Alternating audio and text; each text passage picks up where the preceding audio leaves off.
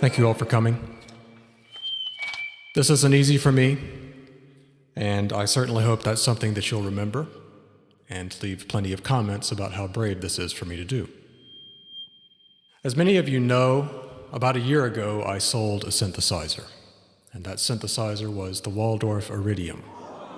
Approximately 6 months after that, a video emerged. Please let me finish. Now, while I had several seemingly reasonable explanations for selling the synthesizer at the time, the truth is, I would still think about the Iridium often. I tried therapy.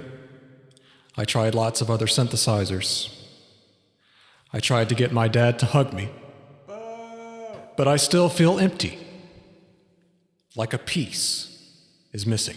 So I've come here today to stand before you, my esteemed colleagues, with a confession. This is tough. Okay. I bought another one.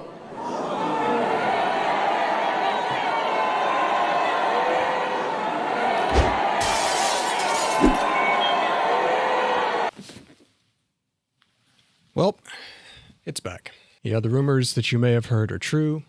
I bought another Iridium. Ironically enough, one of the most popular videos I put out on this channel was about selling the Iridium. And I had a lot of great reasons for that at the time, but I really just missed it. It's right there, by the way, if I keep looking longingly in this direction, that's why. I've been finishing up some music recently, mixing and mastering a new album that heavily features the Iridium, and I really like the sounds that I made on this machine. I don't know how to quantify that, really, or explain it, or put it into words that will come across on a YouTube video, but I don't know if you've experienced this in the past yourself, but sometimes you just have a connection with an instrument, and I've recently had that with the Moog Matriarch, as you may have noticed on the channel.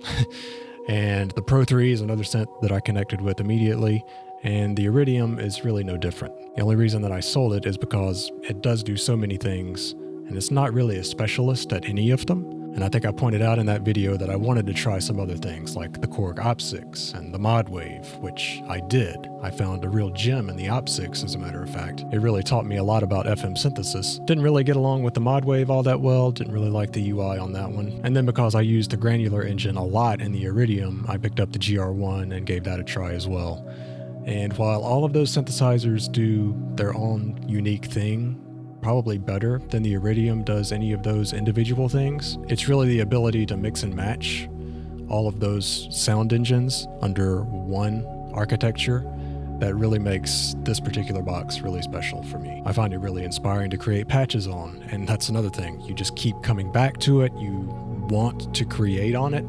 That's something that is really something maybe that you shouldn't give up so easily, I think I'm learning. So yeah, it's absolutely true that you could get Pigments or some other VST that does a lot of the similar things that the Iridium does for much cheaper and a really nice computer for it to run on. I was able to find a pretty good deal on a used Iridium, which is why I went ahead and got this one. But I just really enjoy sitting down and making stuff with it. Even though I do pretty much all of my music creation in a DAW as far as arranging, sometimes you just don't want to fire up your whole system just to create one patch or something.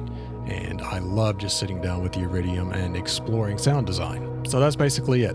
That's my reason. I did look at the keyboard version. I would love to have Poly Aftertouch, but it's a little high for my price range at the moment still. So Waldorf, if you want to send me a Iridium keyboard, that'd be swell. Don't think that's going to happen. But anyway, if you find a synth that you really enjoy or an instrument that you really connect with and makes you want to create, maybe keep it around. A lesson that I'm continually trying to teach myself. Again, there's really no way to explain that if you haven't experienced it. If you have experienced it and you've got rid of something that you really found that you missed and had regrets over, let me know down below. I'm going to put some Iridium patches in my store soon as I get a chance to really sit down and make some with it. If you want to see me make some patches from scratch and things like that, I do have those types of videos planned. As soon as I have the time, I will sit down and do those, and then probably give those patches away to you for free like I've done for other synthesizers in the past. If you want to see that, be sure to hit subscribe, and I think I'm going to go make some patches with it now, and I'm going to change out of the top half of this suit, which I wore for the incredibly over-the-top intro for this video. If you got anything out of the video, give it a like.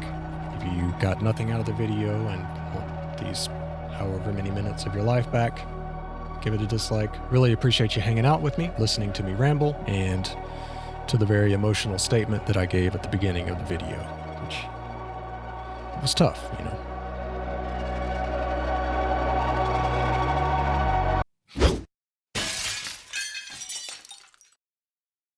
No!